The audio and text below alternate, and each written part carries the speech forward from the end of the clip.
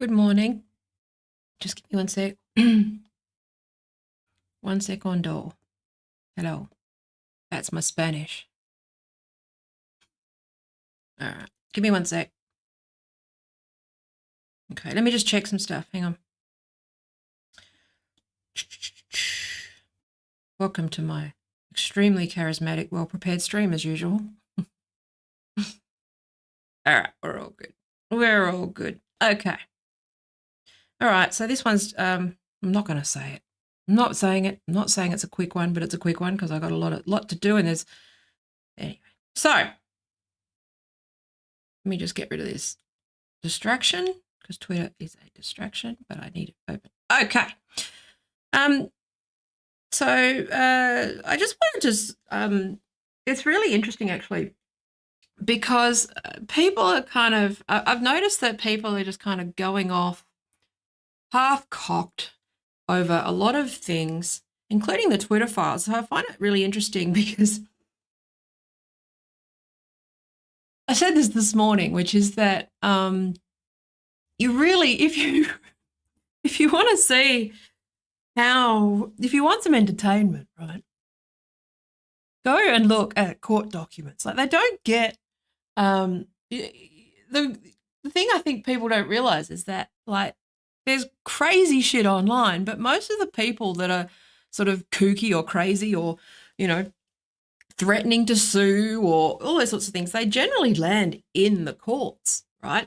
Now, in Australia, obviously we don't, like low-level courts and stuff, we don't really, you know, you don't get access. But in America, you kind of tend to get access to more cases, and it's very out loud. So if you're interested in some of these things, setting up Google Alerts for some of the cases around tech is actually quite entertaining because you sort of see like it gets battled out in the courts. Like ultimately, like these things land in the courts. Now, a big part of my the reason why I'm retraining the way that I'm training is because I want to fight. I find crazy people amazing and interesting and fascinating. But what I want to do is, I want to fight for the right for crazy people to be online, unless they're not, they're not dangerous. They're not doing anything to anyone. They're not hurting anybody, not harassing anybody.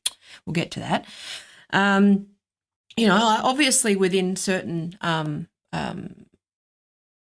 within certain limitations and not harassing and all that sort of stuff, you're allowed to be wrong and stupid and crazy online. And, like the thing that I would love to be involved in the most is I want the craziest, funniest, loopiest lawsuit to get to the High Court, and it'd be like, I want the landmark case to be the most ridiculous thing but it just happens to be the right case with the right argument and the right lawyer and the right time and the right judge and the right, all of those things need to sort of align.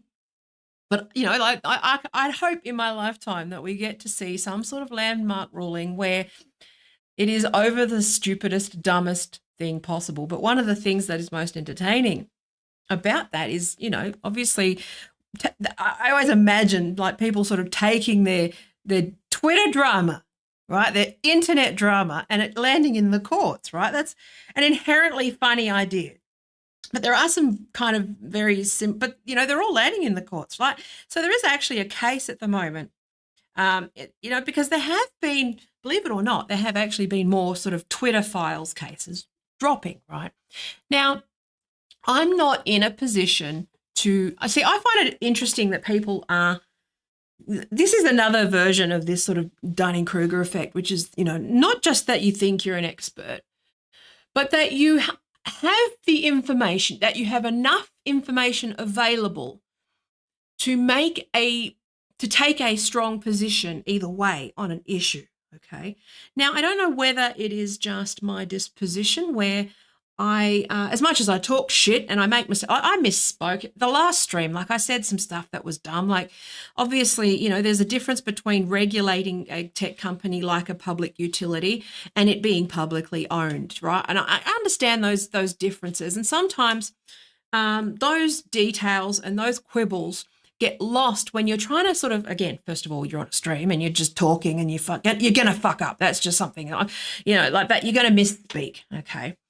That's just par for the course. But also this stuff is very boring. So you've got to sort of marry boring with your overall point. And if it's not really relevant, sometimes you have to, much like with comedy or anything else, you need to remove some inconvenient details in order to get the laugh. You need to remove some sort of quibbles and the pedantic stuff and, all that kind of thing, all of those sort of details.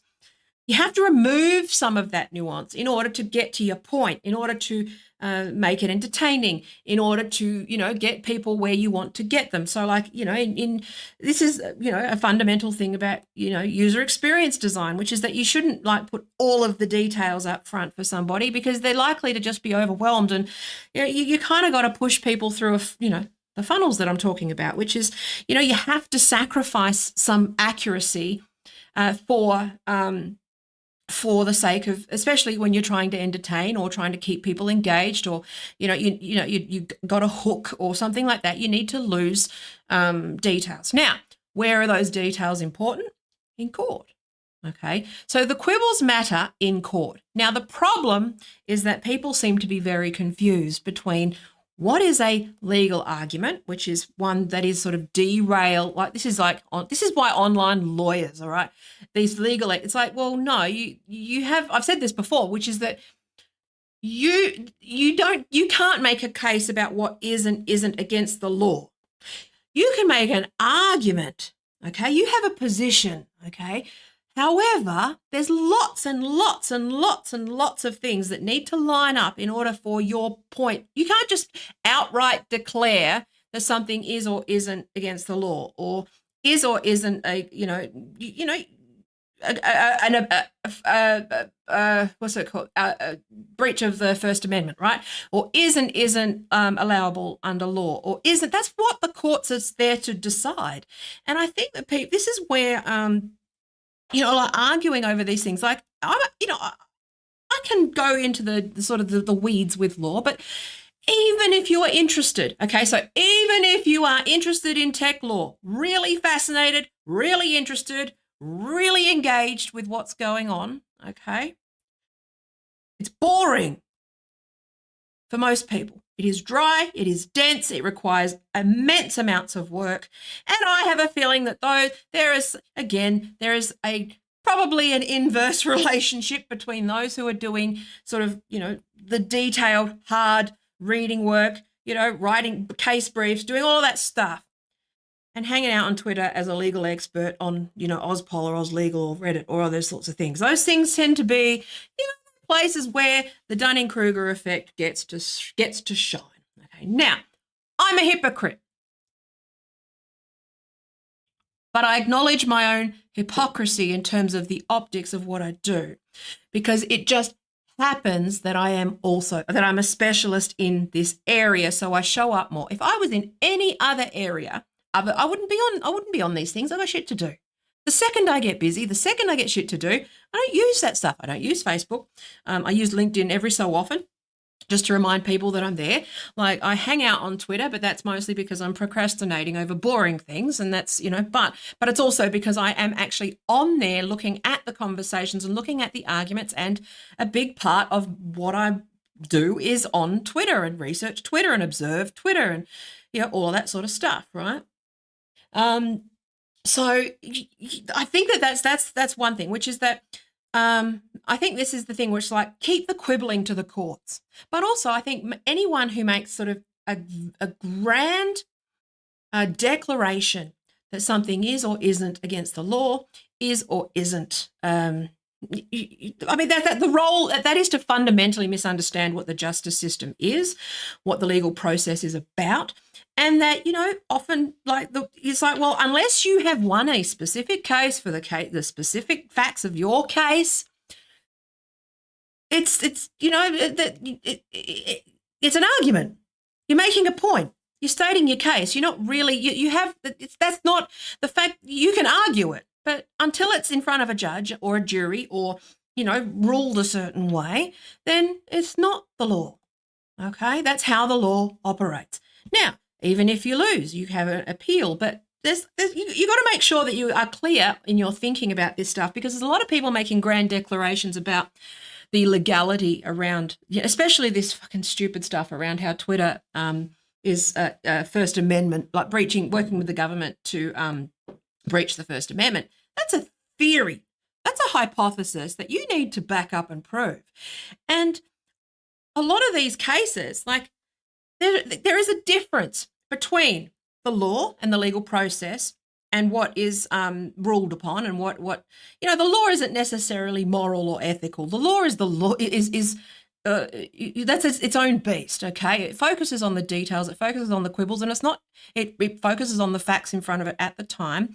And if those facts change, then there is some mechanism and process in which to have it revisited. But for the most part, the law is designed to reduce it down without outside noise, with a fair process, with all of those sorts of things, right? That's sort of how it's evolved over time. And this is why, one of the reasons why I'm fucking, I get annoyed with these lefties who want to tear this shit to the ground. It's like, do you know at all anything about how this process works? Until you do, you don't want to be tearing that shit down. You want to improve that stuff. But anyway, you want to make it more accessible, and it works when it's not corrupted by certain forces that, like money and again, it's a whole separate thing.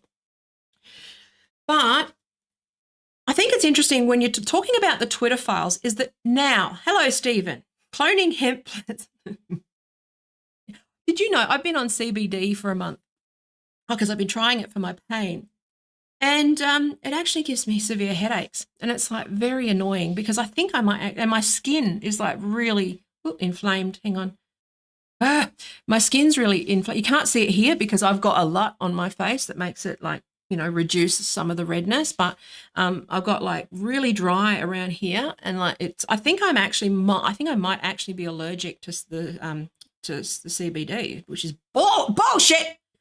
But anyway, so speaking of bullshit laws, anyway, but I think that if I have any role to play now, I'm not sure about whether I'll be a lawyer as such. I want to be I obviously want a law degree. I want to be qualified. But this is one of the things where, one of the things I don't understand about sort of anyone above the emotional age of, say, 15, which is the confidence in which people present their positions. Like with, like I find it amazing. Like everyone's suddenly a submarine expert. Everyone's suddenly a legal expert. Everyone has a position on, international politics. And this is that's right. So I'm talking about Aaron Mate, right? Which is that I like what Aaron has to say, but I can also go, well, this is something I think that is a really important skill, which is to know where you end and when you don't know something, and to know when to shut the fuck up about it, okay, when to not speak. It's not so much about your right to speak. I think learning when not to speak and not to interject and when to just shut the fuck up. What's that saying about it's better to have people think you're stupid than to open your mouth and remove all doubt? That thing. And now I misspeak all the time because you can tell when I wander into things that I don't know enough about. You misspeak a lot, but I do try very hard to only stay in areas that I know quite a lot about. But even in areas that I know a lot about, like I said, you have to sacrifice details, you have to sacrifice nuance in order to do this, okay, in order to entertain. Like that's one of those things about like academics on YouTube where it's like they put on a bow tie, but they're still boring. It's like the bow tie is not enough. You need to learn how to communicate these things in a way that is accessible to people and keeps people engaged and interested. That's a skill in its own right. And that's something that I keep trying to learn how to do. That's the muscle that I keep trying to exercise, which is trying to figure out that balance between, educating people and, giving them the correct information. That's a skill, right, in its own right. So that tension between the Twitter files. So the Twitter files on its own. So this is where the critics of the Twitter files, right? What I don't understand is this whole class of like, if they're obviously not smart people, right? They're obviously not very clever people because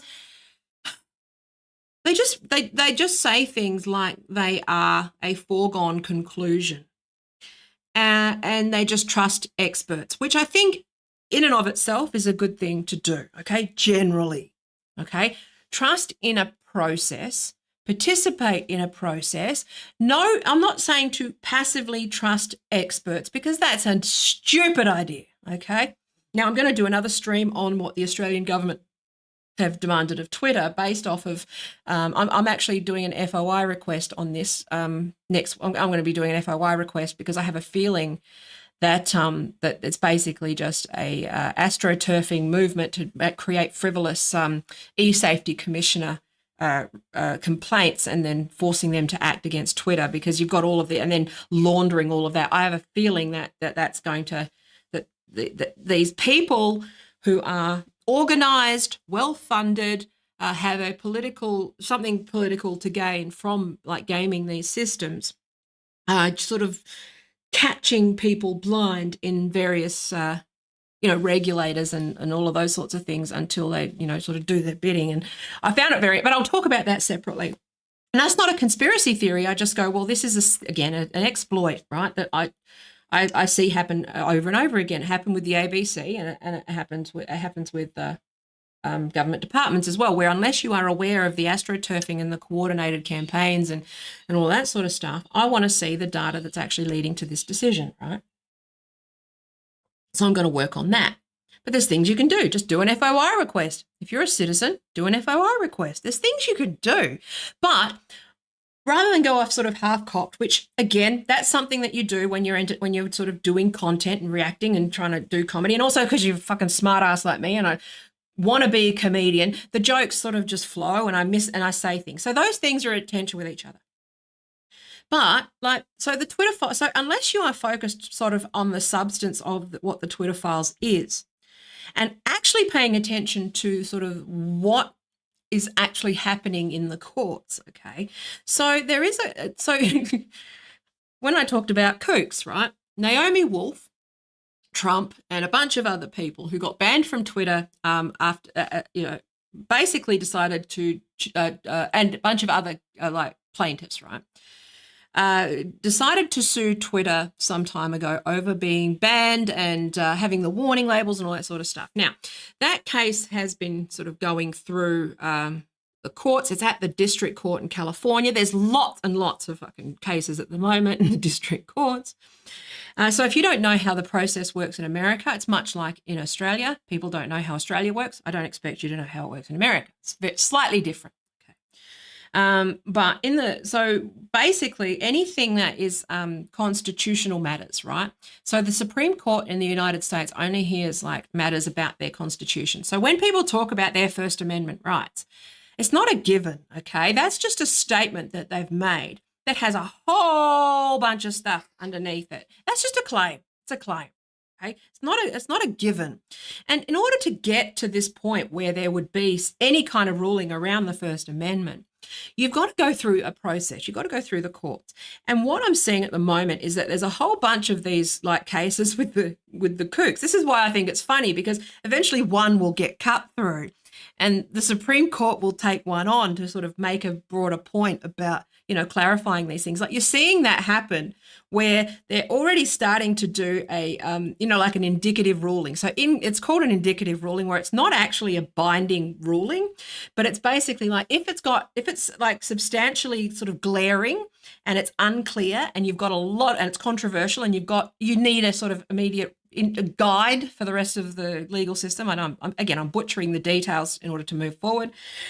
An indicative ruling is to go, well, this is what we think, like this is the sort of guide, right? It's not necessarily a judgment as such.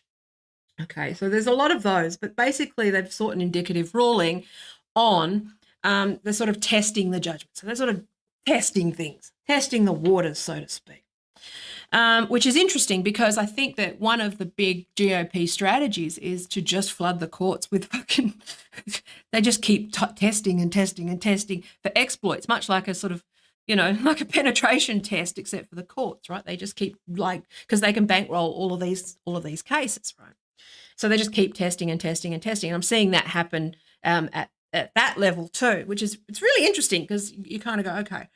But what's actually happening is that these things aren't actually making it out of the gate because the burden in which to like sort of prove that there's state action, right? Or that Twitter and big tech are somehow colluding in a way that breaches the First Amendment. I've always said that the First Amendment argument is largely probably not the right angle, but I think it's more of a contract law or tort law angle that will eventually get through.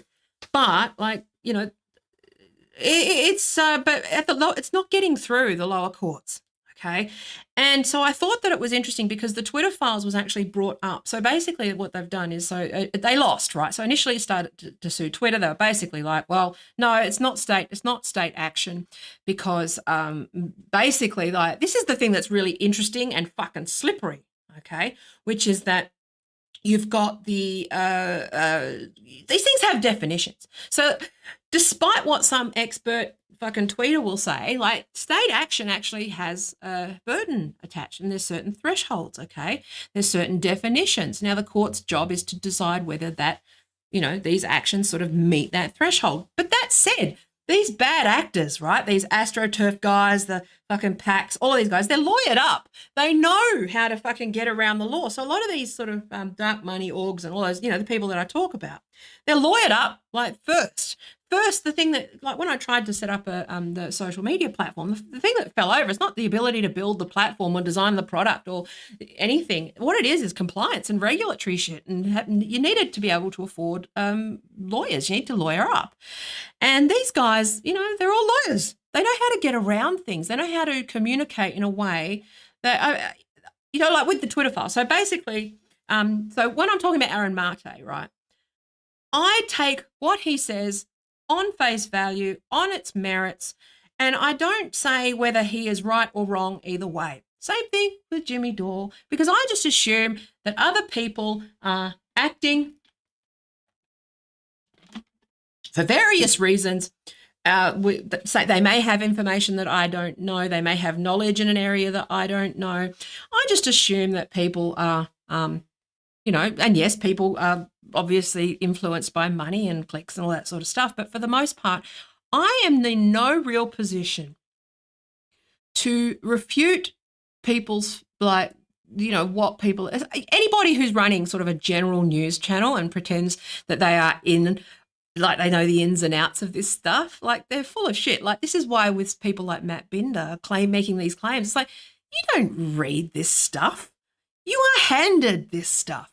And that's the difference, which is that that's why with the media, you can always tell when you have expertise in a certain area, you know, when they're just handed talking points, because you go, well, that's not how it works. And that's obviously one side. That's clearly propaganda.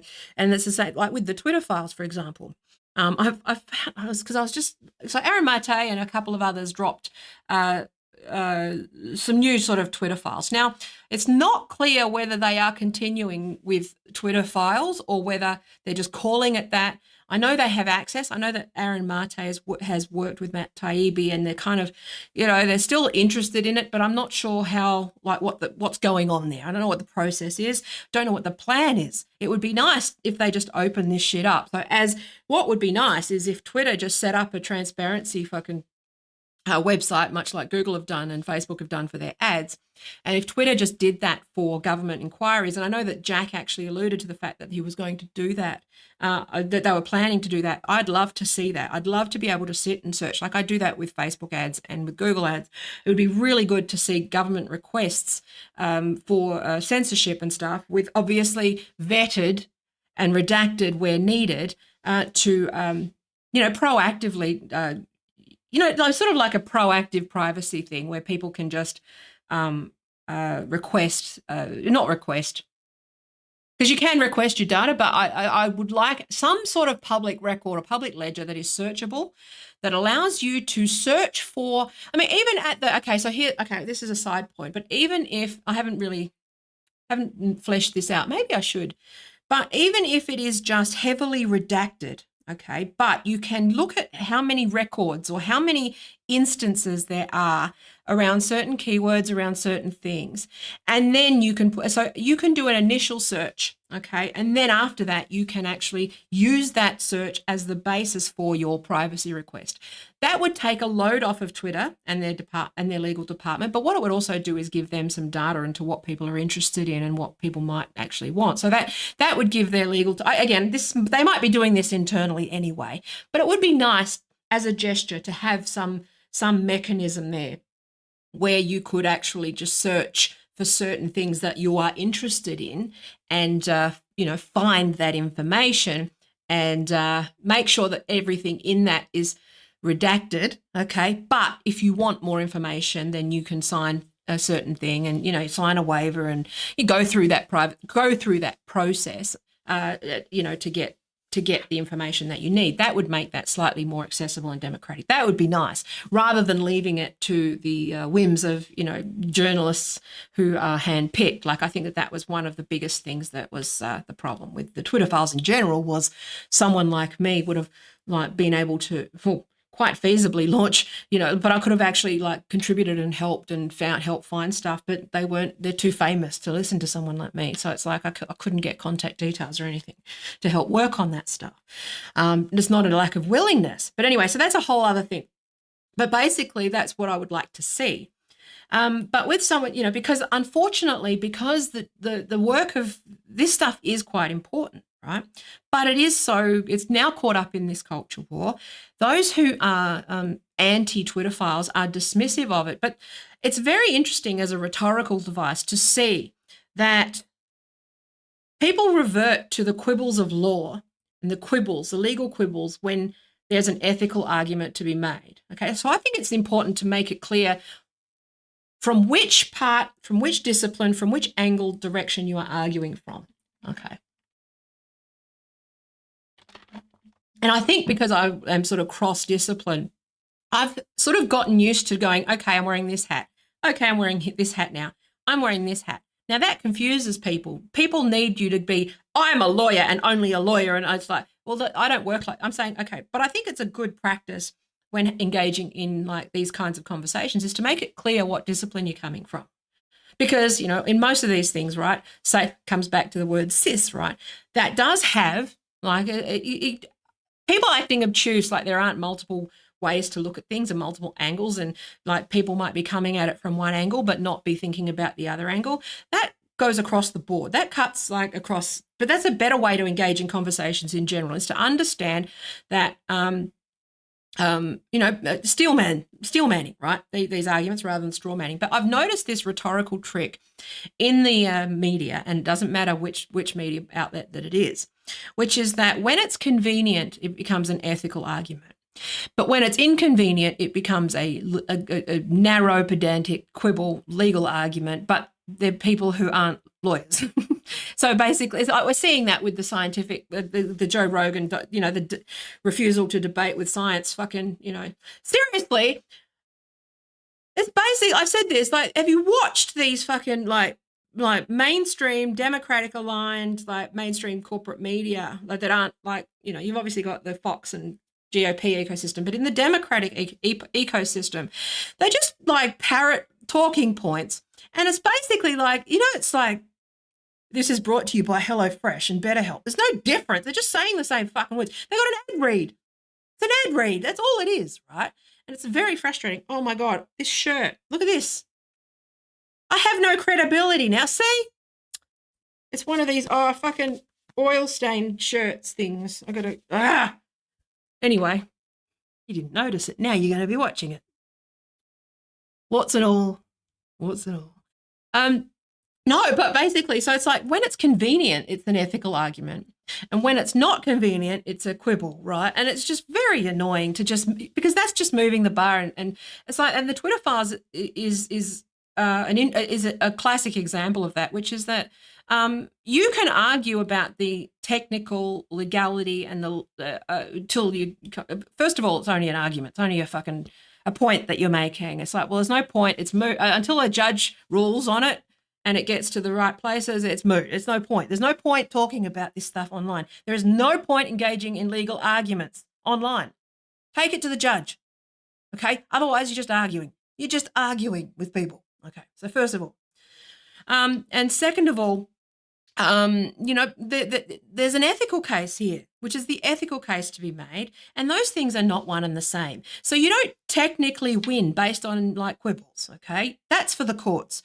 You can win if you're having an ethical argument, and again, that doesn't necessarily mean reducing it down to an ethical reasoning philosophical debate. Again, leave that to the fucking professional philosophers.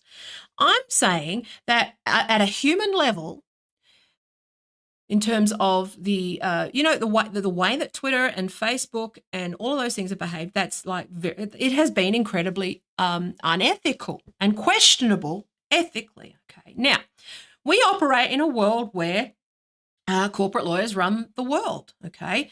You've got these PACs that run the world, okay? These Democratic PACs that they run everything, like they've lawyered up. They know how to get around this stuff, right? And I'm going to talk a little bit about the Twitter files because I think it's really important to pay attention to it and understand that the Twitter files is being used as evidence, okay, in court.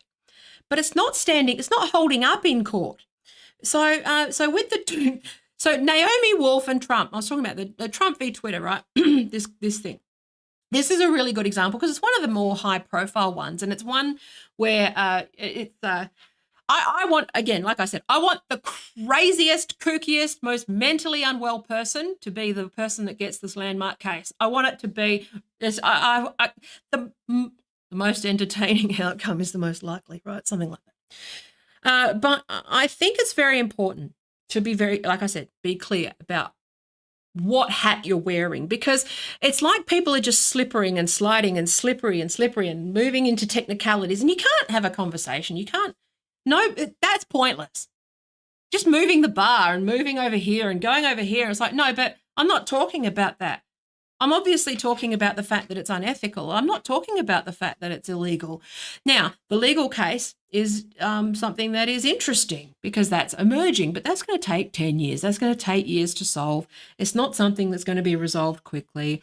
And it's likely something that if you're going with a constitutional argument, First Amendment, it's not going to hold up. Okay. But like, we need to have a conversation as an industry about whether this is like the right approach, which is that,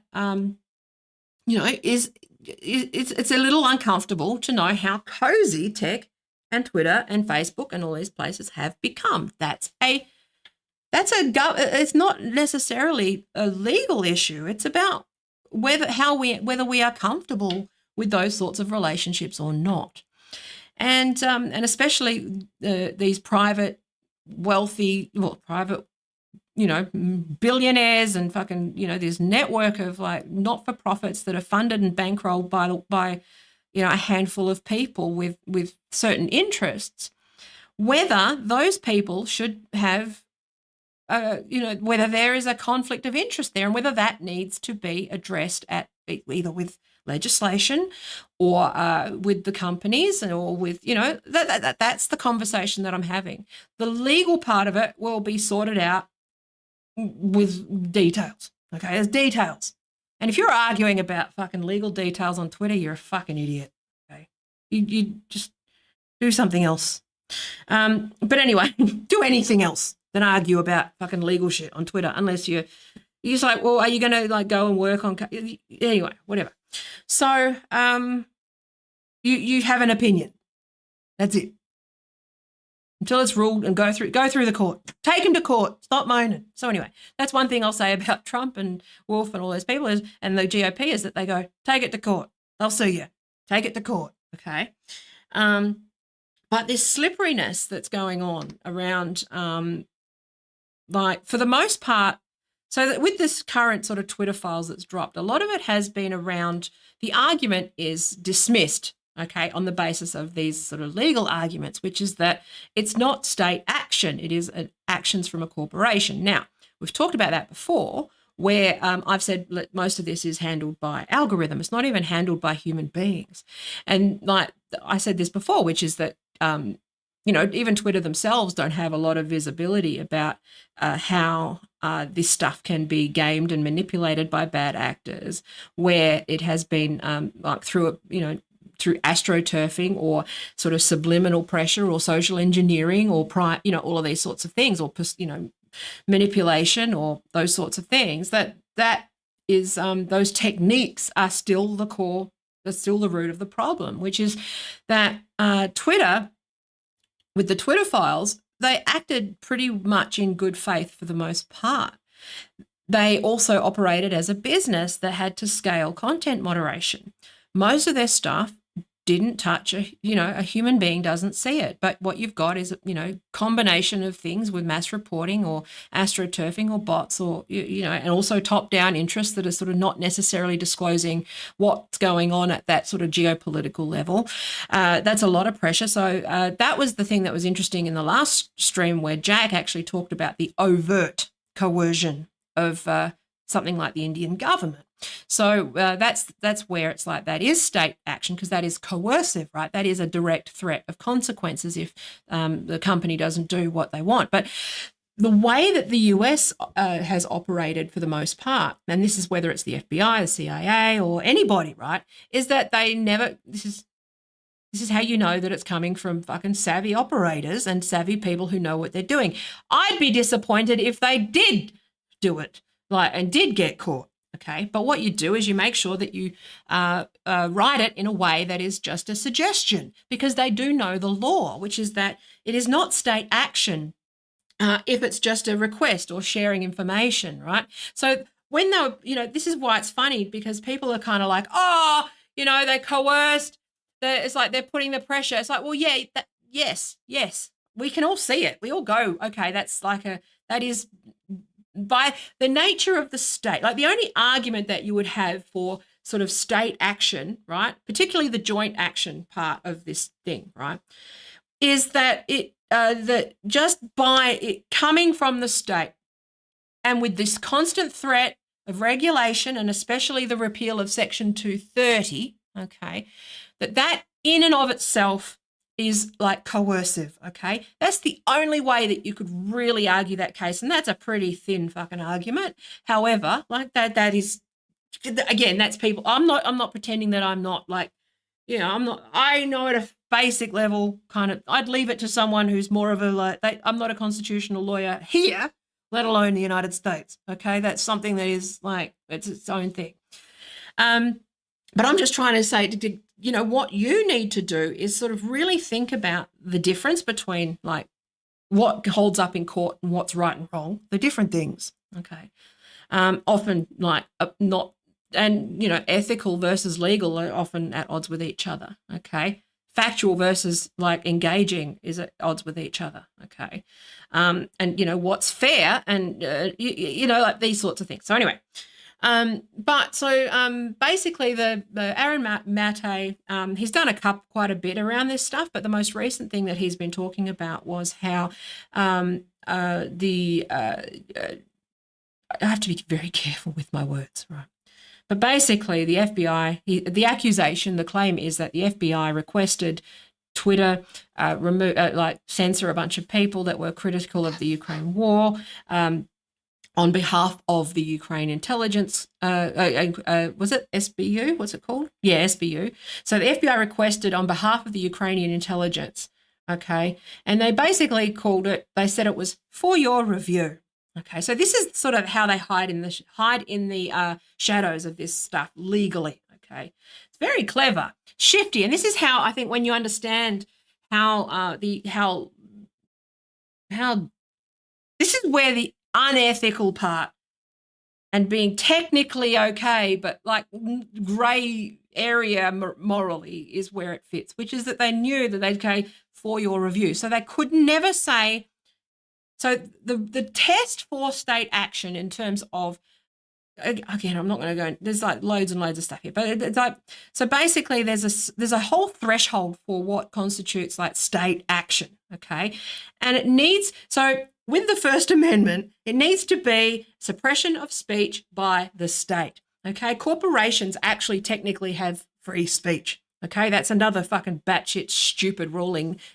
America gonna Americate, corporations gonna corporate, all that stuff. So technically, Twitter is actually exercising its right to free speech when it moderates its content, okay? But it's also got all these other protections with Section 230 and all that sort of stuff. So anyway, but for you to be, okay, let's say that you, Taya, have been censored by Twitter, okay? Let's say hypothetically that you've been banned from Twitter, okay, or shadow banned or whatever. What you need to prove is that it came directly from the government, okay? It was directed at you. So in Aaron Mate's case, right, it was a request. It was from the government, and it named him specifically, okay? Now, where it falls over is that it was for your review, not do this or else, okay? So basically there was no threats in any of the kind of documents that were presented. There were no like overt or like whatever threats, okay? It wasn't coercion. So there needed to be some sort of overt threat or a threat of consequences if they didn't comply, okay? And this is where it gets grey, because when you're talking about things like regulation and you're talking, like that's where it's like, okay, well, merely sharing information between a government department and Twitter, especially when you're dealing with public health and public safety and law enforcement, and there's all these sort of like intermingling sort of concepts, and this is why this stuff fits in the cracks. But this is why these people are so fucking good, and I'm impressed. They're so fucking slippery, because they knew exactly how to get around all of this. And that obviously, because this is how, again, see, one of the things that you would know, like, again, I'm not really a conspiracy theorist, but one of the tells, I think, that that things are an accident, or that people didn't realize, or that there's unintended consequences, is that people just fuck up in writing, right? They say something or they say something wrong. Again, I'm not saying like the FBI are trained how to communicate, and they've got all these things, but if they can't find any evidence and they're trained to communicate in a certain way and they're given a way to communicate in a way that sort of, protects them from liability, that's less of a sign of a fuck up and more of a sign that they've done their research and that they know how to fucking get around things. That's sort of a sign of a plan, is that it's gone through legal. They know what words to say and they've been given sort of talking points. Now, again, that's from reverse engineering. If this was an accident with individual actors who were sort of, decentralized and acting certain ways, I'd be more inclined to believe that it was if there were people who misspoke or like fucked up in their emails or actually did say something overt, like, that's vaguely threatening. But what they were, like, these interactions obviously show that they were very, very careful to not do that.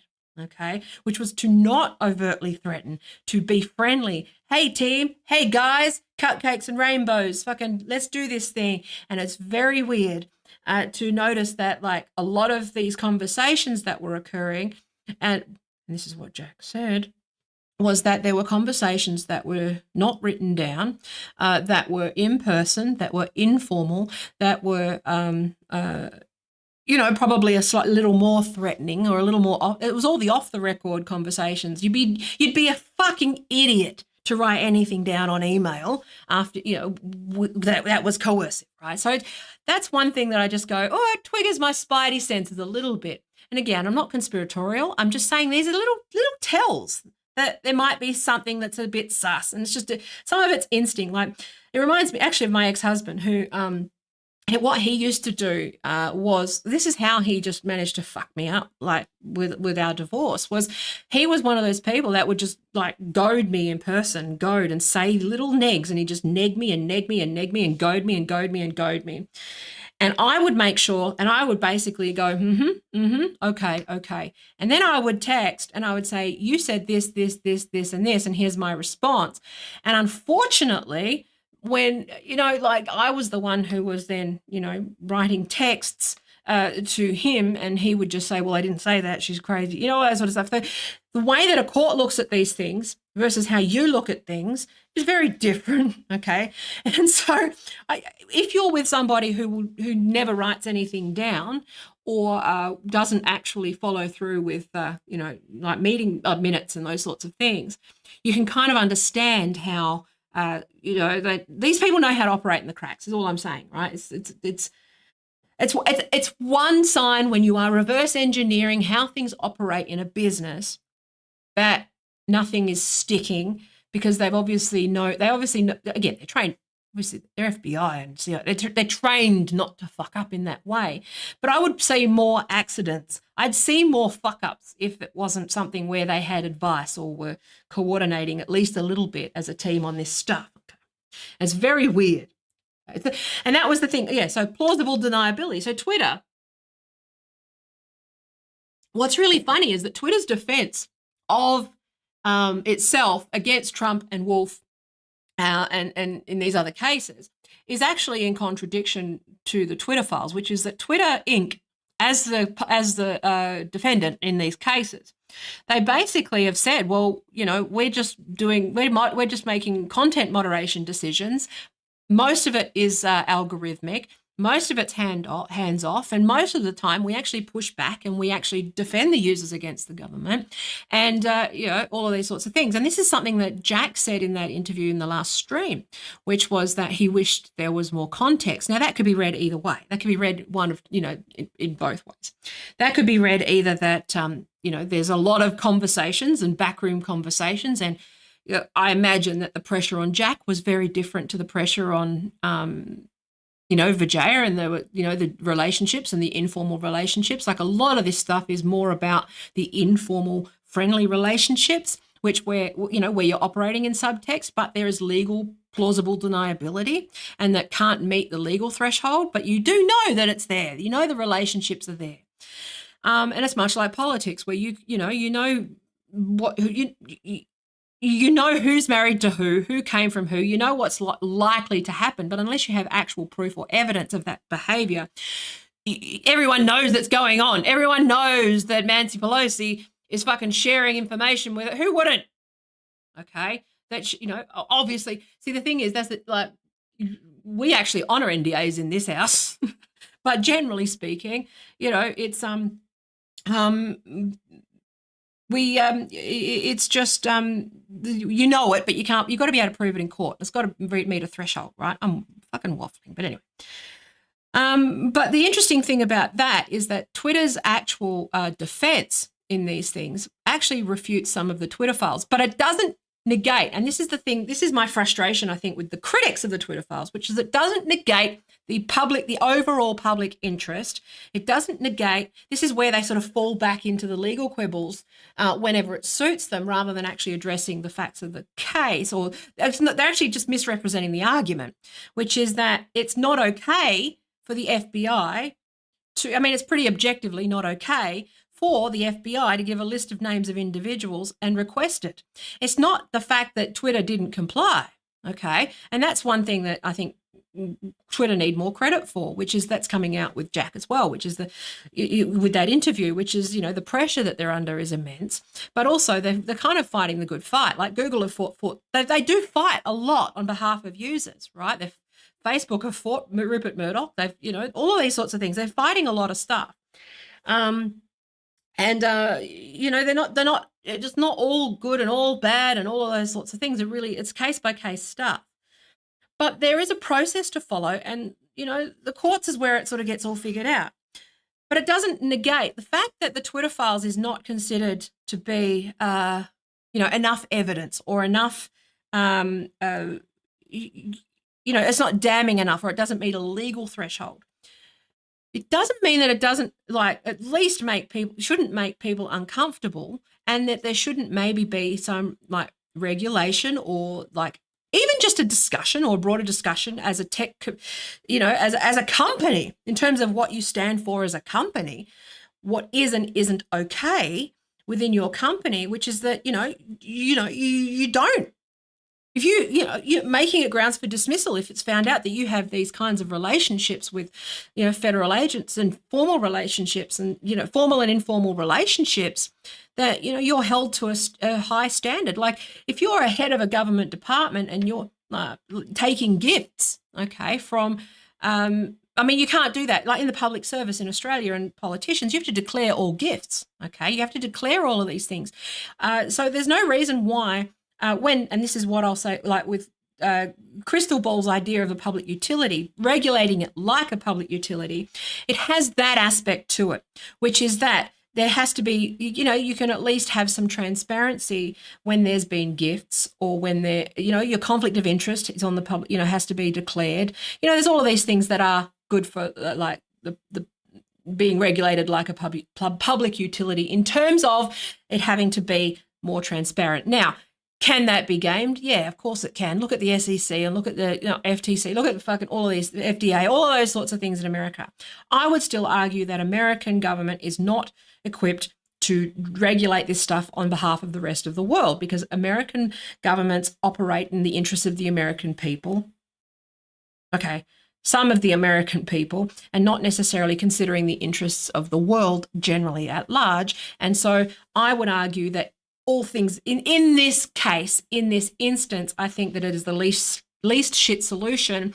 And knowing that obviously the tech companies are fighting this out in the courts, and they are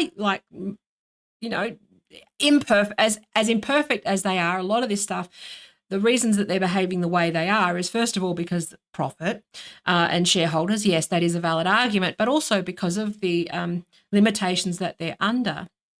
But they do actually, on balance, if you understand sort of how tech companies work and operate globally, they have a market, and at least when there's a market, they are, accidentally going to, serve the interests of that market. So, in India, okay, for example, Elon Musk is more incentivized to smooth things over with India and negotiate and compromise and those sorts of things, because he's got interest there. Now, whether you think that that's a breach of people's First Amendment rights, well, that's they're separate. Again, they're separate conversations. Do you want Twitter to be regulated by the Indian government directly? Because basically, if you're calling for it to be regulated like a public utility, excuse me, in the United States, that means that you are also calling for it to be regulated in that way by everybody. And that means that you are basically advocating for state-sponsored, state-owned, effectively state-sponsored media. Okay. And I don't want that shit. So anyway, they're sticky, right? They're sticky conversations. Now, I talked to Ben Burgess. Him and I are going to actually talk this out at some point. I've just got to figure out. Anyway. But I think I think we've got to get away from this sort of, this is that, again, fucking constant for or against, saying something to be entertaining versus someone, sort of willing to explore the sort of grey area and compromise and sort of the nuances and the sort of details of this stuff and fleshing it out. And it's very different. You can't have a black and white view on these things because they're ultimately political cleavages, right? I've talked about this before, but you need to find some way of compromise. And in the case of something like Twitter, the least shit option at the moment is that the corporations are using it because they're at least fighting on behalf of multiple different interests and multiple stakeholders, not just, a clearly corrupt United States, government. Now, that's obviously a massive behemoth. I'm generalizing for the sake of simplicity and entertainment. Okay, there you go.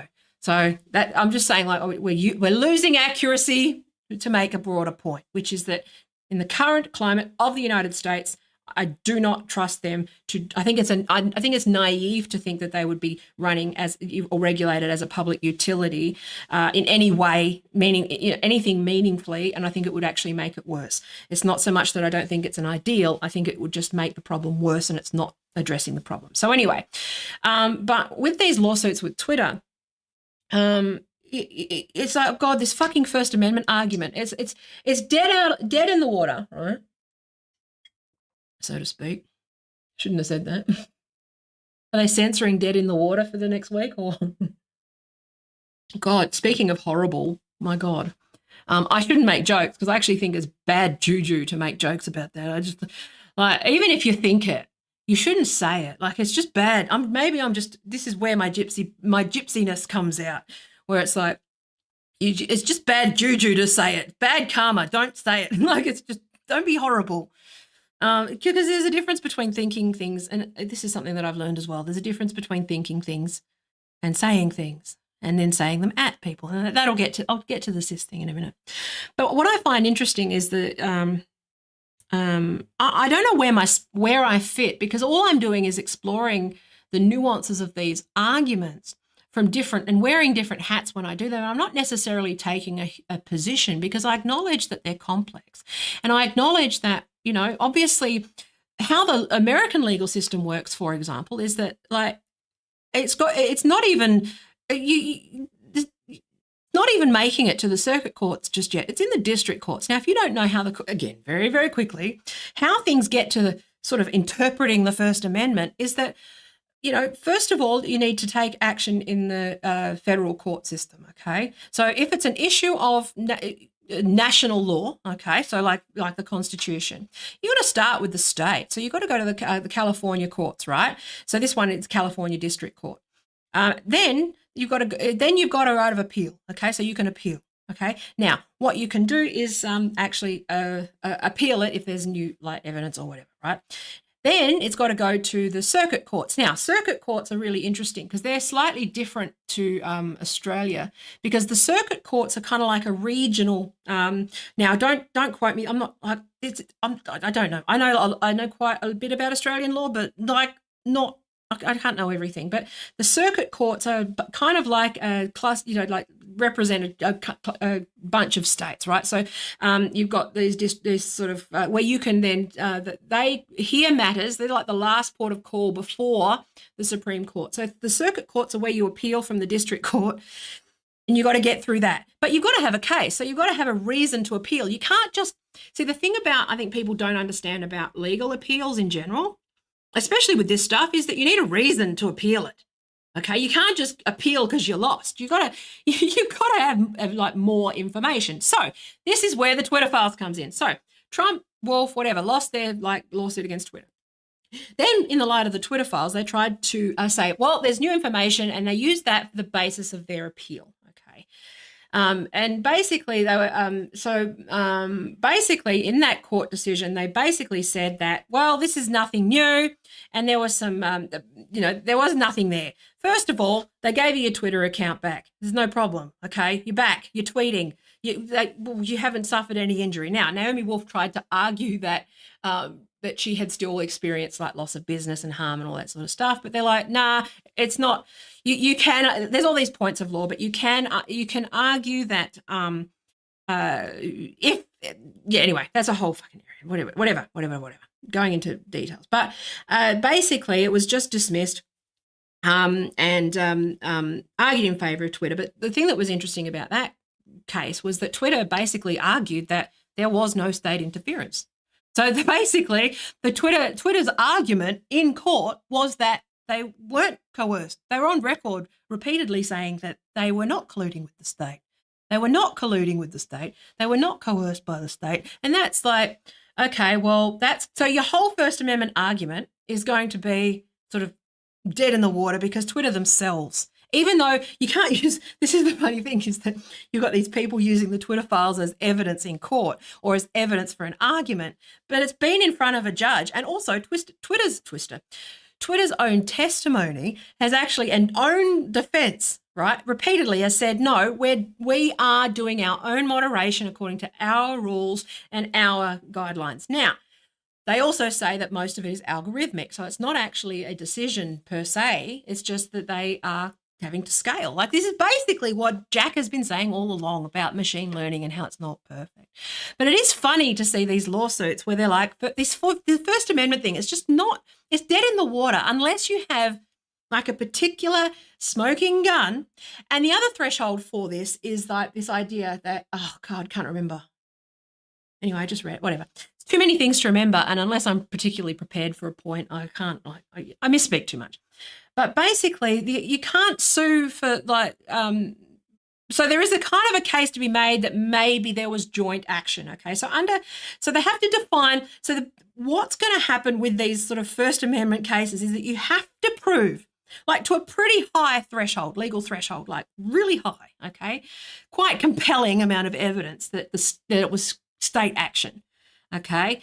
Twitter themselves, as a witness to their own, like, they used the defense and said there was no state coercion. We operated within our own guidelines and policies and stuff. Now, there is a thing called joint action, and the joint, like whether they acted in like cahoots and were together, that's a grayer area, but the threshold for that, again, is like quite hefty, right? You have to, what is it? Hang on, let me write it down. So it's like, it needs to be, first of all, it needs to be specifically, so for you to sue Twitter, okay, or for there to be a class action, you have to be specifically named in, that's why I was hoping that my name was in some of these things, because I would, be interested to see if I could like do some testing and stuff. But it needs to be like specifically at you. So Naomi Wolf, obviously, Trump, yes. Trump is an edge case because of his position and influence and the fact that he was the president at the time. Like, you can't argue that he was the head of state. You bet he didn't. Yeah. So anyway, so like it kind of falls over there, right? Which is that he was the one in charge. He's literally the head of state when he was banned from Twitter. So it's like, okay. The argument there is that anyway. But the decision that Twitter argued repeatedly that it was a decision made by Twitter employees, okay? It doesn't constitute state action, okay? Now, but also that it's well established that like receiving information from the government is not the same as like colluding and taking action, right? So this is how they've sort of, again, I will acknowledge and argue that this is slippery shit. This is slippery as fuck. It's shady, okay? Definitely shady, which is all these like NGOs and not-for-profits and all those sorts of things that operate, to do. It's almost like America likes doing plausible deniability with proxy wars and shit to get around fucking the laws. It's almost like that's what they do, is work around the fucking things. It's shady and shady and shady and shady and shady. Okay. But moving on. It's slippery. Dodgy, but it's not in breach of the First Amendment because it's not state action. And the joint action, well, that's the case to argue, but prove that. That's really, really difficult to prove. And they also, in this case, they also like even just frequent meetings, unless, and there is a thing for like coercion and stuff like by the state. And this is where Jack's interview makes it interesting, because if he were to provide information that made it look, this is where he's interesting to me, whether he flips, because he's the person that could say, well, these meetings occurred. These meetings, were, where there were explicit threats made, and that you can prove documentary evidence that those explicit threats were made. Then that's obviously a different thing entirely. But Jack was the plaintiff, so sorry, not the plaintiff. Jack was the defendant. They were defending you. It's like how boneheaded are Trump's lawyers that they're like suing. And also the judge did note that they're fucking suing the wrong people, because Trump's got no case to sue the government because he was the head of state at the time. And they've got no case to answer because, the one person that could actually confirm that this was state action is the person that is the company that they're suing. So it's like, well, you're a bit of an idiot, aren't you? That's why it's funny and it's like, it might be the right argument, but it's definitely the wrong case. Oh, it's funny, but because the coercion has to come from Congress. It has to come. Like, you could argue that the horrible behaviour in the weaponization committee towards journalists and Taibbi, like that's a whole different thing. Like that actually looks like overt like coercion, but again, they hide around technicalities and loopholes when it suits them and don't actually address. It's just a dodgy tactic. This is why you should just be suspicious of somebody who won't just directly answer a question. Even if I ramble, I eventually get there, but won't directly answer a question or give you enough space. And this is another thing, which is to give people enough space to explain their position or answer the question in a way that they feel that they've been understood and heard. If you're doing, obviously to train as a lawyer means that you're trying to trick people into saying things that, but as a human being, again, the difference between being a human being and being a lawyer is that a human being, this is why I don't think the quibbles and legal arguments and these sort of arguments are worthwhile, because you're just trying to trap someone into a corner, and you're not actually trying to get answers. You're not actually trying to have a proper conversation. And it extends to this.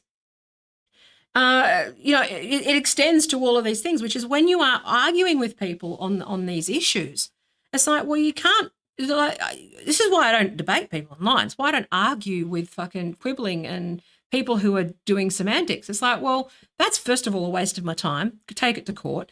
Second of all, we're not going to agree. But third of all, you're not giving me the space to explain myself and explain my thinking. Like, it takes me, you watch my streams, it takes me about 10 tries to say the right thing sometimes, because I'm trying to sort of work through my thoughts and think about what I mean. And that's obviously, I'm an extreme version of that because my brain sort of fires in all directions and I think about all possibilities and I'm multidisciplinary. And a lot of the things that I do in a conversation are trying to anticipate what angle someone is asking a certain question from. What are they trying to get from me? So it's not like I'm not sort of shady or anything or trying to avoid I'm trying to give a well-rounded, correct answer with the time that we're allotted. But if you're given plenty of time and you are allowed to like misspeak and go, oh, I'm sorry, let me correct that. Oh, yeah, now that you mentioned that, oh, yeah, I hadn't thought of it that way. And then it becomes a dialogue and it becomes something where I'm given ample time to sort of express what I want to say or articulate it in a different way or try to explain it and try to be understood. Not a lot of people have that patience. They're kind of just quick fix. They want the slogan, they want the word, they want the talking points, and they just want to repeat. They just want something that they can, so thinking as a service, they want something they can just repeat and pass on to someone else without having to think or do the work of thinking. But if you're in the work of sort of thinking things through or trying to find solutions, you sort of you often sit and you contradict yourself, or you have to sit in your thoughts. You have to do the work and research and you have to distill a lot of information. So anyone who has the patience to let people give people enough space and enough patience, people will often, come to, they'll round out their fucking like solutions and stuff. And that's why, it's not unrelated to this whole sort of RFK debate on Joe Rogan, this whole scientists don't debate. It's like, well, no, okay, but it's not about, they shouldn't use the word debate. But you need to like give people space to be understood. Okay. If you're just sitting there and going, hey, this is how it is, and this is my fixed view, and you're not willing to sit and be patient. There's a few, like science communication is a really interesting field, right? Where people who are trying to take these, it's something that I've been quite interested in, which is taking things that are quite dry and like boring and whatever, say because I said so is like not really going to change any hearts and minds. I see it as an opportunity to persuade, an opportunity to change hearts and minds, an opportunity to win people over. And Joe Rogan strikes me as somebody who's just willing to create space for that, willing to create space for people to, give them enough rope and they look stupid. Like it's happened a few times, okay. But give them enough space to sort of flesh out their thinking, maybe push a little bit, but let people just sort of talk, let people speak and let people just like work things out and come to conclusions, come what may. And this is where, it is inherently this idea of why you're platforming. It's like, no, why are you afraid of giving people enough time to speak? Why are you afraid of conversation? Why are you afraid of having a back and forth? Is it because you don't know as much or you're not as confident in these ideas as you think? Is it because you are, yes, there is a part of this with, when you're talking about like law or science or anything like that, where first of all, like I said, it's boring. So asking a scientist or a lawyer or someone who does that sort of quibble work to entertain, when you're up against an entertainer, that's always going to be a problem. But what you do is you set rules and you say, no, give people time to speak. This is the role of a facilitator that's going to be fair and go, no, okay, you need to, as a facilitator, and this is where I'm not convinced Joe Rogan would be good at that, but maybe he would, which is to make sure that people have equal space to explore what they're thinking or, and work through, but also to police. This is what a debate moderator ultimately does, is that they they pull people up. This is what the logical fallacy stuff is to pull people up on tricks that they're pulling to manipulate a conversation.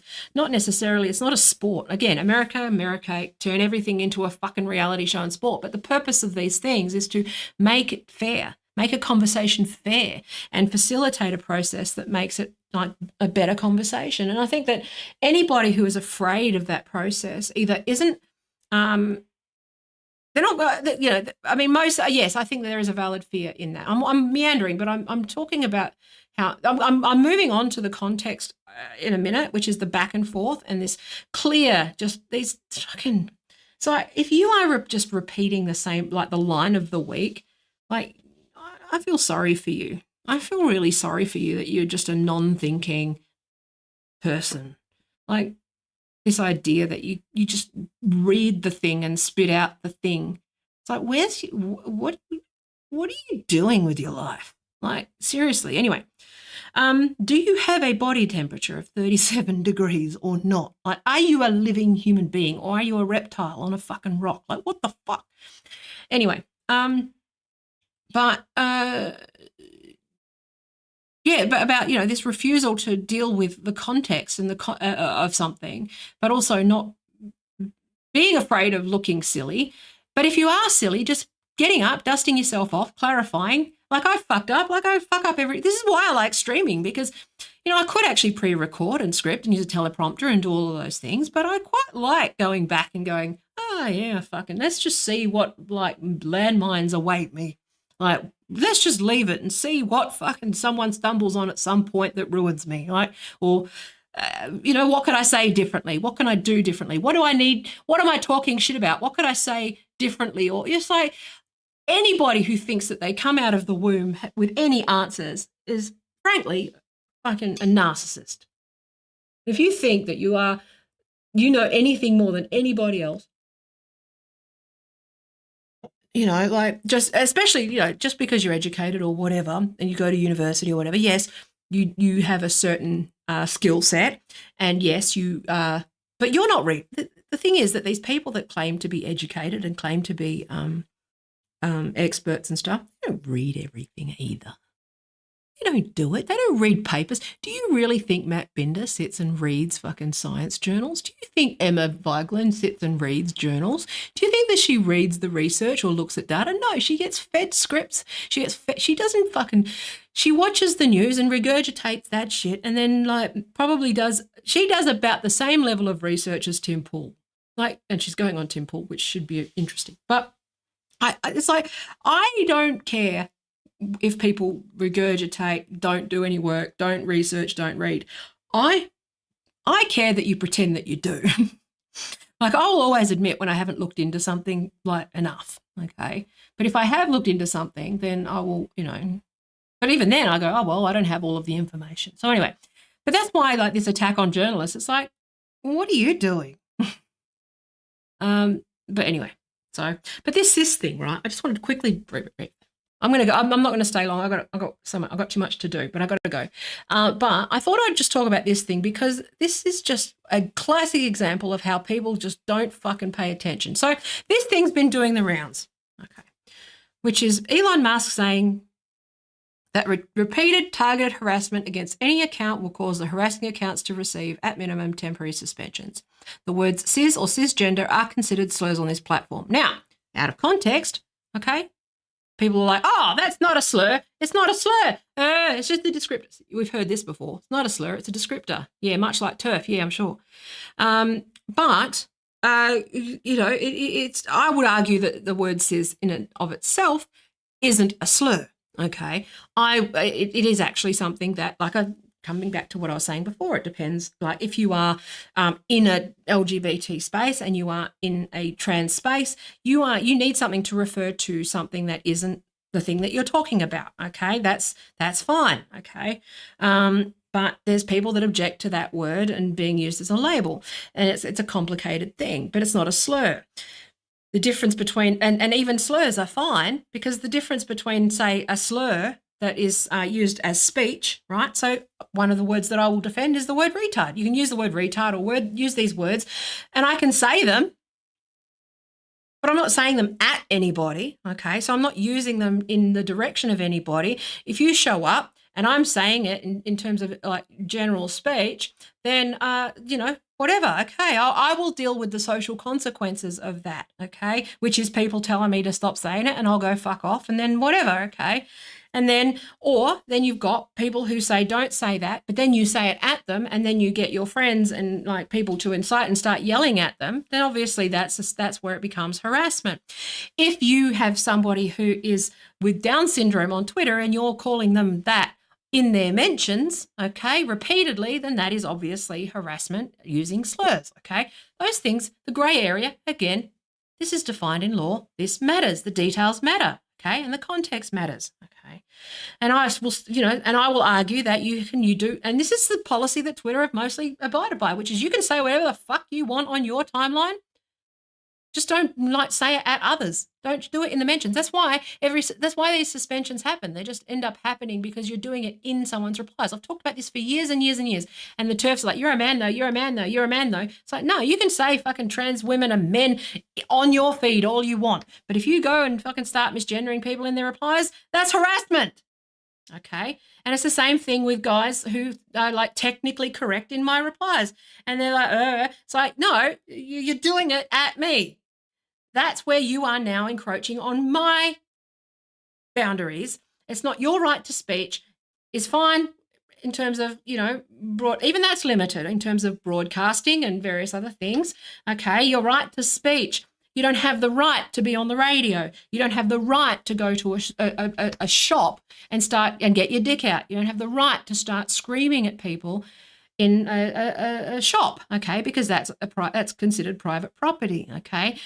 In public spaces, that's a little more grey. And if it's political, then you have the freedom of expression. It all depends. And this is why you see this news cycle where they're like, oh, Musk and his free speech. It's like, you're an idiot. You're an idiot. He wasn't arguing that. First of all, it's a stupid argument because the free speech argument is dead in the water anyway, okay?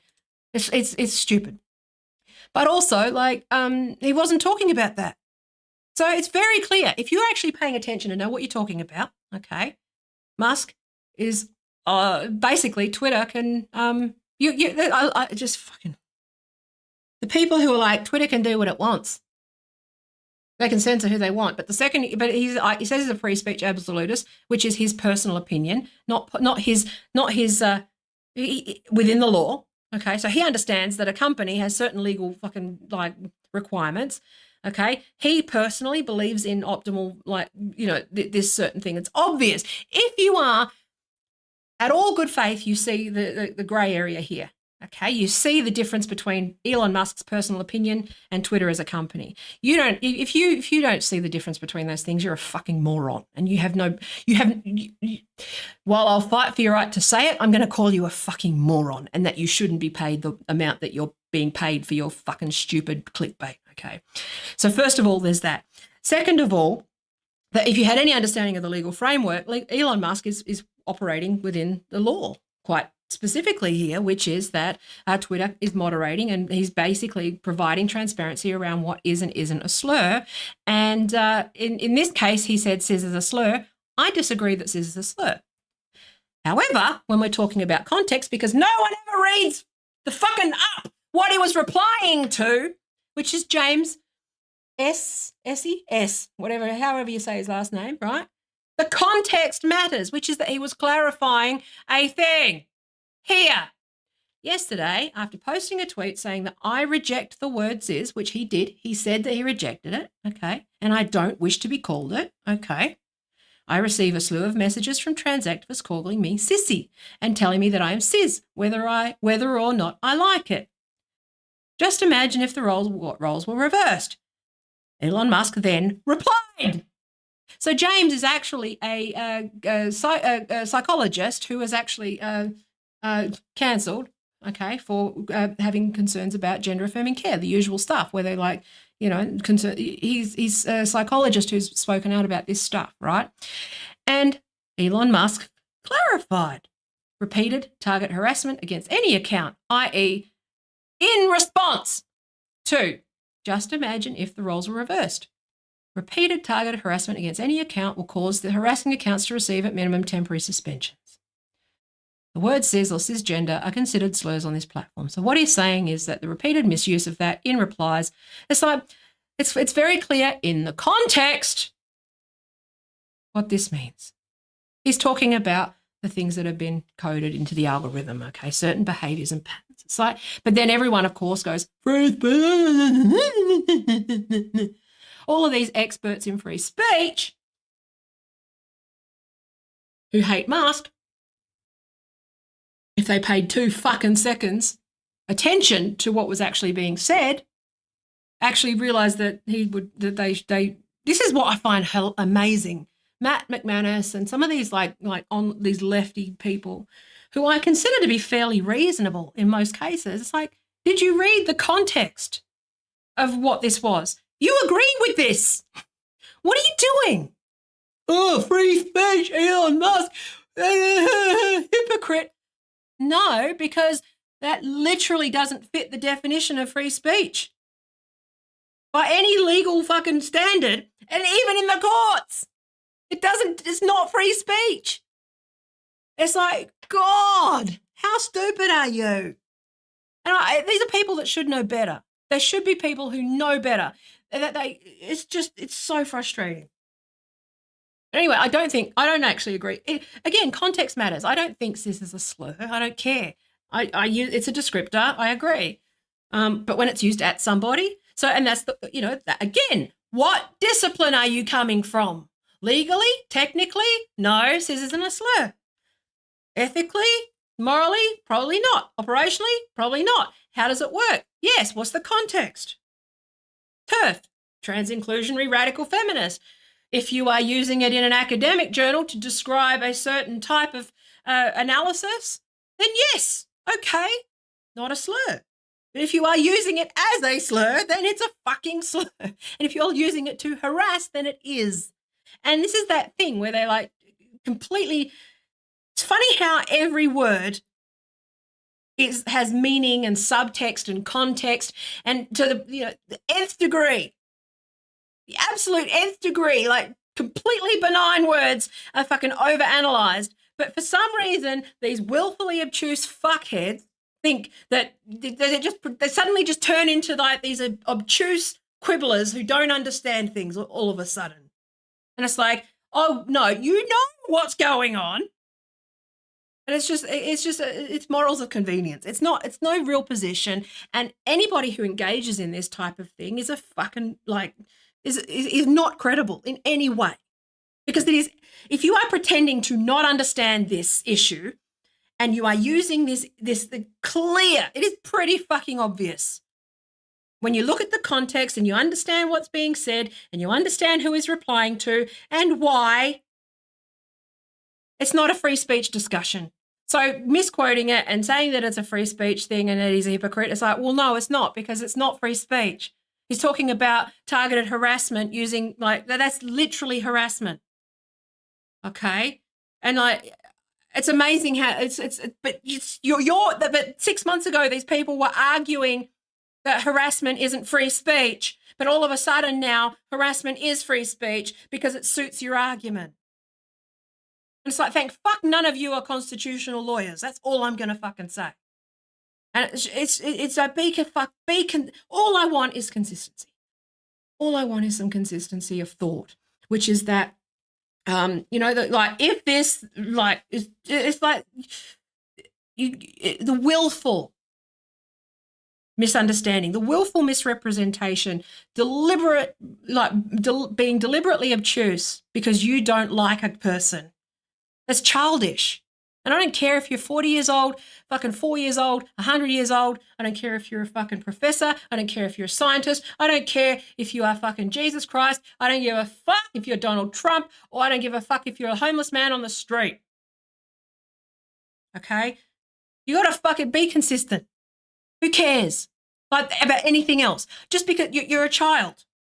If you do this is just moving the bar and gaslighting people and pretending that you're a good person, like the people who fucking quibble and police language over the most banal, fucking benign things, and then all of a sudden are fucking cheering on the death of these people in the submarine. And it's like, you can't have it both ways. You do not get to do this. You don't get fucking high moral ground.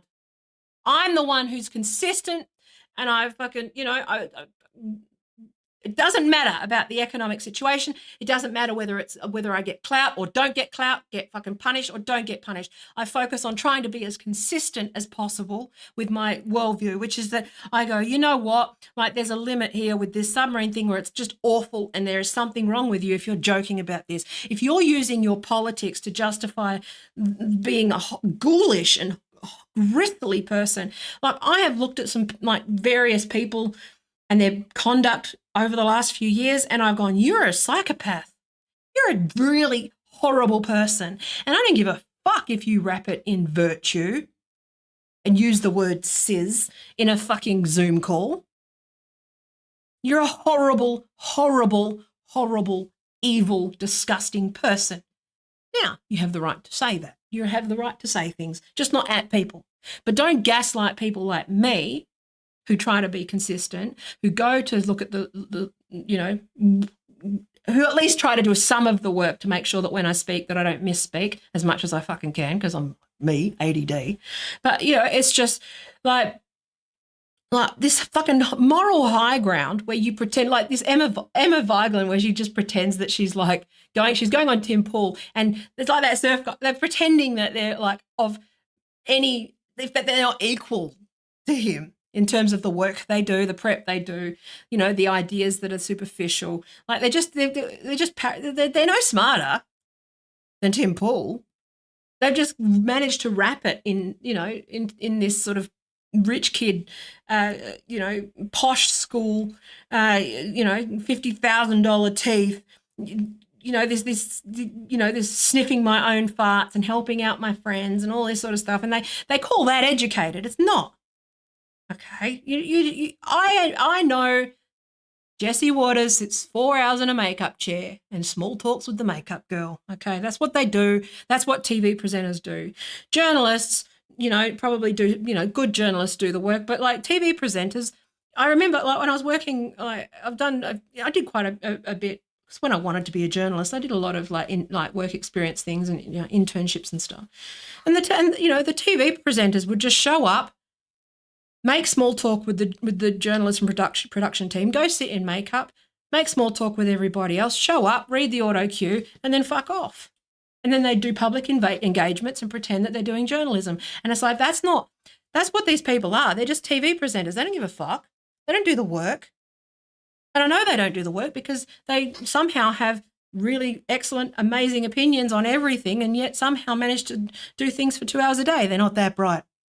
Femma Vigeland was that intelligent, she wouldn't have the opinions that she has and do that. She's fed talking points and she knows, okay? She's not in the business of facts. She's not in the business of truth. And the people who are criticising Elon Musk over this thing are not in the business of truth either, or consistency or anything remotely about solutions or anything. They're just in the bed. They're taking the money. They're just saying the line. They're doing their ad reads. Okay, whether they're directly paid or indirectly paid through doing ad reads, that's what they're doing. Okay, that's the reality. It's easy with the context what he meant, which was in this specific situation, that is a slur. Okay, obvious. In the court, in that specific situation, that doesn't apply. That's how it works. It's how the real world works. You might feel like it's unfair. Okay, now I don't believe scissors a slur. Okay, I'll tell you that now. I think it's again, but you can make anything a slur if it's repeated and you've asked them not to. Okay, if people, okay, here's one thing that I would consider to be a slur, which is that I have, you know, people say my name's like. Do you know what I find? When people make jokes about coffee and tea in my, like it's the most tedious, lame joke that you could ever make. And if I said I'm annoyed by that joke and 150 fucking replies or thousands of replies started calling me coffee or tea or whatever, it would, in that case, behaviour and the intent is to harass. Okay? It's used as a slur. TERF in an academic journal, okay? Trans-exclusionary radical feminist, defined, okay?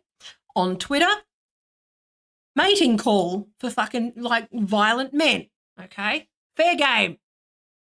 It's okay for context. And again, like I said, it's funny how the context of words shifts at all times and words mean nothing. Except when I'm using them and then they're just the definition of the word. Fuck off. Fuck off. Hypocrites. Anyway, I'm going to go. I love you. I've got work to do. Oh, yeah. I'm going to go make some actual money. Become a patron if you want, and then I will be a bit more. I'm sorry if I misspoke with this and sort of wandered off and didn't get into details or whatever. I would like to do more of this, but I just this kind of work does require me to do days and days and days of prep that I can't do. I need to be able to schedule streams and just talk shit. Like I don't script this or anything, and I don't really have a plan. So it's just, but you know, the thing that it'll make my work better if I can be supported to do so. So, but I do have courses coming. I'm hoping that the courses themselves will actually fund and take the pressure off of all of this sort of monetization of Patreon and stuff. But patrons will be comped into some of the courses, not all of them, because some of them are very expensive. But you will at least get to, you know. Yeah, anyway, I'll think about that. I might just give you all access. Depends. It's a case by case, but I don't want to be promising someone who pays $5, $10 a month access to $1,500 course. I mean, that's just not really appropriate. But we'll figure that out. I'll figure out the details of that. Depends on the demand. I'm in the process of testing a lot of like what the market wants, like because I've got a few different content, sort of different buckets and different silos that I sort of operate in. So some of it is sort of more tactical, some of it's more strategic, but also some of it is more kind of more business based, like, you know, teams and freelancing, setting boundaries, clients, and all that sort of kind of tactical kind of thing. So I've got to figure out what those pillars are. I know what the pillars are, but where things fit and how I cross-pollinate those things is, you know, that's always kind of a challenge when you sort of straddle things with like the way that I do. But I'll get there. We'll figure it out as we go along. But if you want to become a patron, or you can donate with PayPal as well directly if you want. But I know that everyone's hurting financially at the moment, so it's not expected, never expected.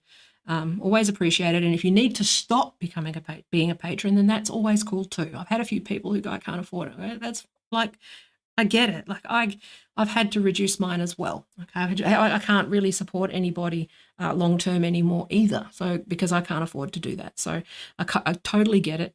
But if you are okay and you do believe in me and you want to sponsor me or introduce me to someone who wants to fund like me to do stuff, then, or write my book or whatever, then, you know, that's very much appreciated. But I love you. Take care. Do try to just be a little like just mouthing off, just people mouthing off in general, and just conveniently just moving the bar because it suits them is, you know, like, you think people aren't watching you. You think people can't see your behavior. Do you think that people can't see the fact that you're like using this woke politics shit and this like woke scolding shit conveniently to treat people like garbage, and because you're a garbage human being, and then you're suddenly cheering on the death of like in a horrific, thankfully quick, but horrific death of another fellow human being and cheering them on. I mean, there were obviously funny parts of it, like, you know, like obviously some like irony is there, but you can, Jesus Christ, you know, look at just self-audit. I mean, I'm not perfect. I try to be self-aware, and I try to be better every day. And it's like, just try to be better. Try to be less of people are so awful. Why are people being so fucking awful and deliberate? Like they're just, the thing that annoys me is how this system has gotten away from us, where liars, everything that we're told is virtuous is punished, and everything that we are told, you know, is inappropriate or not a good human being is rewarded. Like I've spent a lot of years trying to be a better person, more, you know, nicer, kinder, you know, all of this stuff. But now it's just weaponized kindness, where it's under the guise of, it's like kindness, but it's the most sinister and nasty and pathological kind, which is, you know, like if you're cheering on, it's got nothing to do with the subject matter that you're talking about. There's a line that you shouldn't cross, which is if you're cheering on the suffering of somebody, or if you're joining in and piling on the suffering of another human being, doesn't matter, and you're wrapping it in politics, okay, you're not a good person. You're just not a good person. If you can rationalize that, doesn't matter how smart you are, doesn't matter how well you rationalize it. You could have a Nobel Prize in fucking why, you know, bullying billionaires is great. You'd have all the fucking awards that rationalize all of the smashing, okay? But you're not a good person because you enjoy hurting people. And if you enjoy hurting people and are finding any reason to do so, you're a bad person. It's that simple. It really is that simple. And I think that we need to get back to it being that simple. And like, I'm the first person to think that most people are good, but this system is rewarding the worst conduct, the most lack of ethics, the biggest lack of ethics, the most psychopathic attention seekers and fucking greedy, awful people to be rewarded by our institutions, and it needs to stop. Okay? We need to redesign the system that rewards good people, not greedy liars and fucking arse lickers, fucking whatever. So fuck off, all of you. I see you. I see through you. And it doesn't matter what words you use or what fucking ideology you have.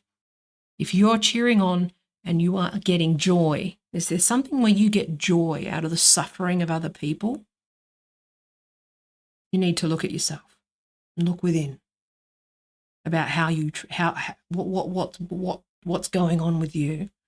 Because for me, if I feel that, that's obviously a human quality, but if I feel like I'm having a laugh and I'm feeling uncomfortable, or but I will always go, okay, what's going on? Oh, that's not you. That's not who I am.